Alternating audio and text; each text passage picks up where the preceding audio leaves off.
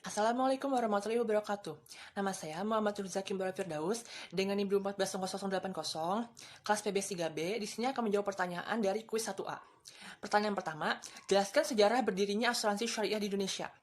Berdirinya sejarah asuransi syariah di Indonesia ini dimulai pada tahun 94.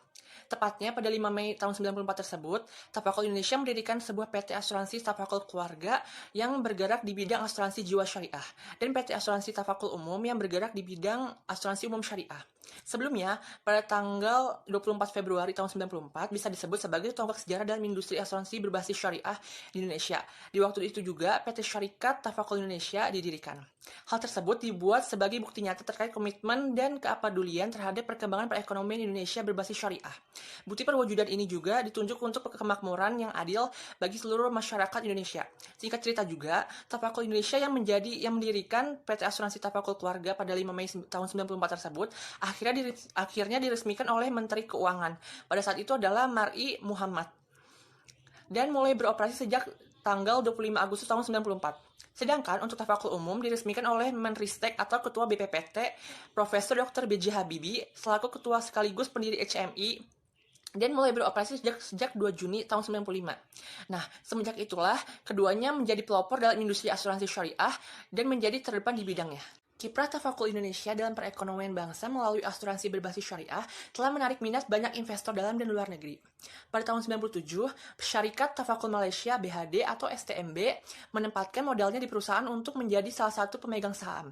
STMB kemudian meningkatkan jumlah penyertaan modalnya sehingga mencapai jumlah yang cukup signifikan pada tahun 2004. STMB juga sebagai investor terus berlanjut melalui penyertaan modal langsung di Tafakul Keluarga pada tahun 2009. Islamic Development Bank atau IDB juga memperkuat struktur modal perusahaan pada tahun 2004. Investor dalam negeri juga menunjukkan minat yang kuat untuk menumbuh kembangkan Tafakul Indonesia. Dan pada tahun 2000, Permodalan Nasional Madani Persero atau PNM turut memperkuat struktur modal perusahaan. Pertanyaan yang kedua, yaitu sebutkan produk apa saja yang tidak diperbolehkan untuk dijalankan pada BPRS dan sebutkan alasannya. Jawabannya, dalam BPRS, produk yang tidak diperbolehkan untuk dijalankan adalah tidak memberikan jasa layanan dalam lalu lintas pembayaran. Dan kegiatan BPRS juga jauh lebih sempit jika dibandingkan dengan kegiatan bank umum karena BPRS dilarang menerima simpanan giro, kegiatan fals atau valuta asing, dan usaha perasuransian. Karena alasannya dalam bank umum sendiri kegiatannya adalah memberikan jasa dalam lalu lintas pembayaran seperti clearing dan jual beli valuta asing. Sedangkan pada kegiatan BPRS tidak. Karena kegiatan BPRS ini tidak melayani pemberian jasa dalam lalu lintas pembayaran, maka BPRS tidak terlibat dalam clearing dan kegiatan usaha valuta asing. Pertanyaan yang ketiga, yaitu jelaskan apa saja prinsip operasional yang digunakan dalam lembaga keuangan syariah.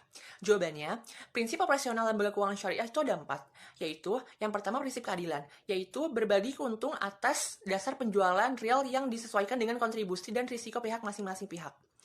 Yang kedua, prinsip kemitraan, yaitu posisi nasabah menyimpan dana, pengguna dana, dan lembaga keuangan sejajar dengan mitra usaha yang saling sinergi dengan tujuan untuk memperoleh keuntungan. Yang ketiga, prinsip transparansi, yaitu prinsip yang menekankan bahwa lembaga keuangan syariah selalu memberikan laporan keuangan secara terbuka dan secara berkesinambungan agar nasabah, penyimpan dana, atau investor dapat memantau dan mengetahui kondisi perihal dananya. Yang keempat, prinsip universal, yaitu prinsip yang tidak membeda-bedakan agama, ras, suku, dan golongan dalam masyarakat. Hal ini disesuaikan dengan prinsip dalam agama Islam, yaitu sebagai rahmatan lil alamin. Pertanyaan yang keempat, jelaskan kendala dan strategi dari pengembangan bank syariah. Jawabannya yang pertama, kendalanya. Kendala yang pertama, peraturan perbankan yang berlaku belum sepenuhnya mengakomodasi operasional bank syariah.